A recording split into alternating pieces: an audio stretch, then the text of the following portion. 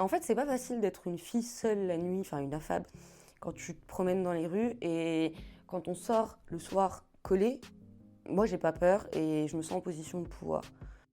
Mais je dirais que c'est un mouvement empouvoirant pour les femmes, que c'est un mouvement d'émancipation dans les luttes féministes. Tous les collages sont là pour ça, c'est qu'on ne peut pas faire plus sobre, plus voyant aussi que le noir sur du blanc.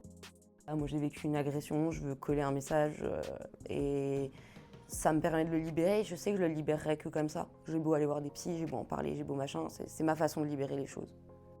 À un moment, on fait un immense collage sur un mur et quand on s'est retourné, en fait, on s'est fait applaudir par des autres manifestants et manifestantes. Et en fait, ça fait chaud au cœur de se dire que, ok, on le fait pas que pour nous. C'est que je fais un truc qui est contraventionnel, pas délictuel, que je connais mes droits. Tu passes devant un collage que tu as fait il y a 1h30 et tu vois que c'est complètement déchiré et tu dis, ok, bah on va recoller. Et en fait, on n'arrêtera pas. Tant que vous continuerez à pas vouloir nous entendre, bah on va continuer. Placard de ta colère, le podcast sur le mouvement des collages féministes en France. Bonjour! Peut-être que toi aussi tu es curieuse de savoir comment s'organisent ces collectifs. D'abord, il faut des membres pour s'organiser et agir. Comment recruter ces membres? On recrute les activistes via Instagram, donc c'est les personnes qui nous envoient directement un message. Ça se passe qu'on reçoit un message sur la page Insta. Et j'aimerais bien coller avec vous. Ok. C'est ok. On va t'envoyer un lien Discord, tu vas arriver sur une première partie du Discord, mais t'as pas accès à tout le Discord. Et là, tu vas te présenter et on organise des rencontres. On essaye en réel. Quand vraiment on n'a pas pu, on a aussi fait des moments de FaceTime pour rencontrer les personnes, discuter. Et après, tu as accès aux autres salons. Et après, tu peux aller en préparation, etc.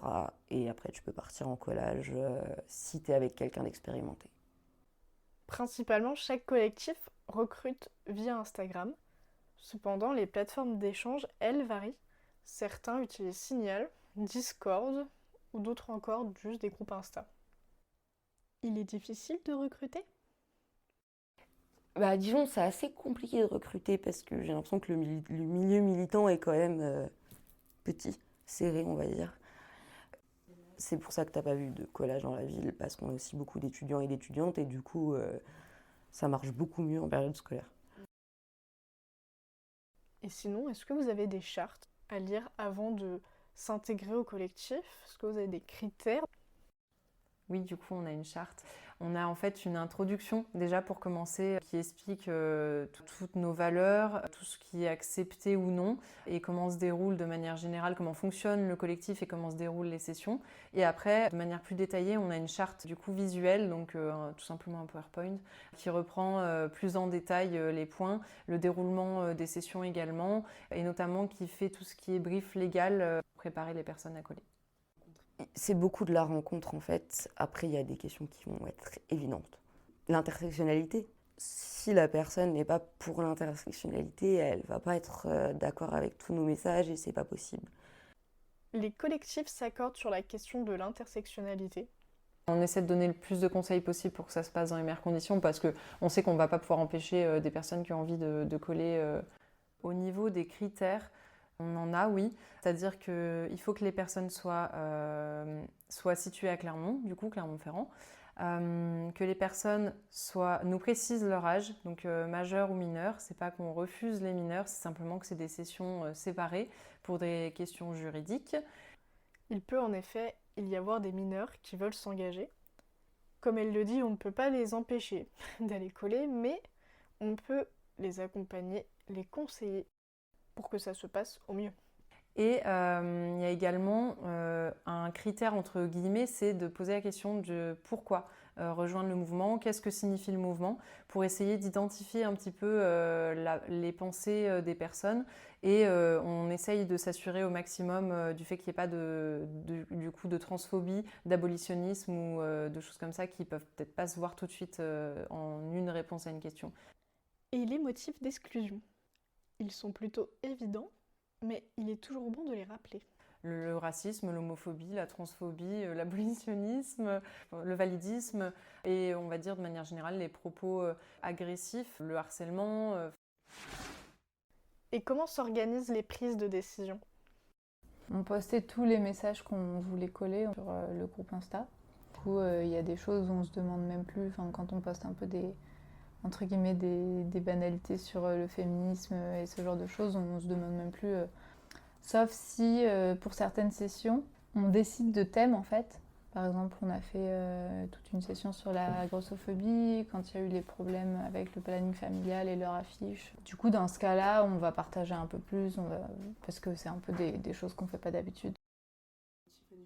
Les rôles, c'est les modérateurs du Discord et des réseaux sociaux. On a un collectif, donc on ne veut pas d'hierarchie non plus. Il n'y a pas de hiérarchie à proprement parler, c'est-à-dire qu'on a pour vocation d'être un collectif horizontal où du coup toutes les personnes ont les mêmes positions.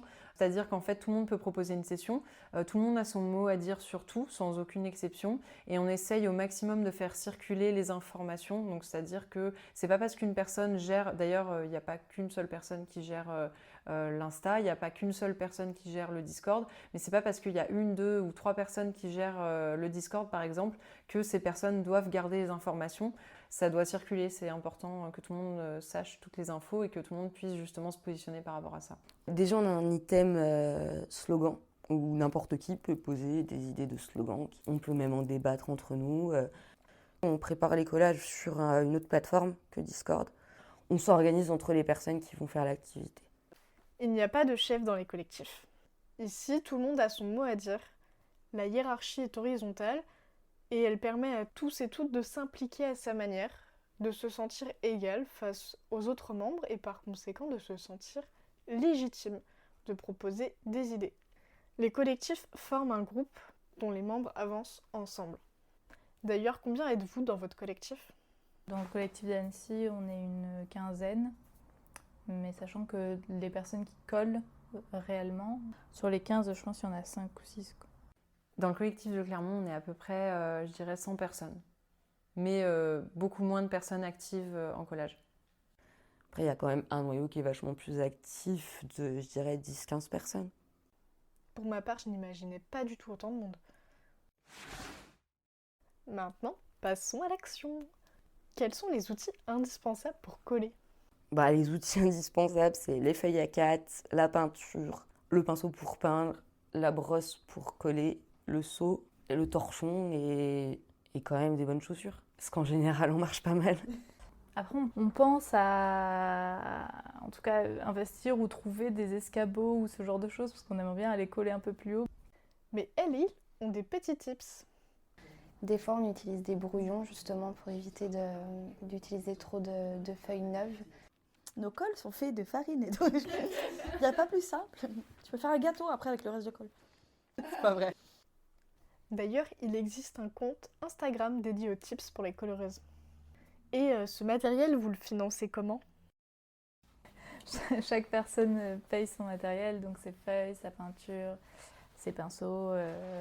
Chaque personne paye de sa poche en fait. Nous, à titre personnel. Mais c'est une question sur laquelle on réfléchit. On va mettre en place une cagnotte pour essayer de travailler là-dessus parce que c'est pas accessible à tout le monde de payer son pinceau, de payer sa colle et on trouve ça dommage que ça restreigne des personnes de coller s'il n'y a pas de moyens financiers. Même si ce matériel pour toi te semble peu onéreux, il faut se rappeler que les personnes qui militent peuvent, elles, être des étudiants, étudiantes ou des personnes en situation précaire. On a une cagnotte qui est en bio sur tous nos profils sur les réseaux sociaux.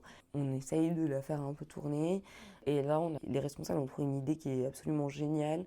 C'est que dans un des bars que tout le monde adore ici, on va faire une cagnotte pareille. Enfin, il y aura des petites cagnottes un peu partout, une récolte.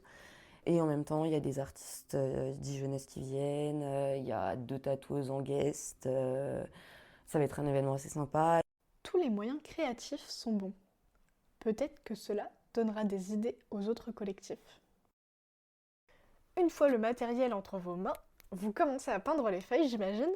Où est-ce que vous réalisez ces sessions peinture ?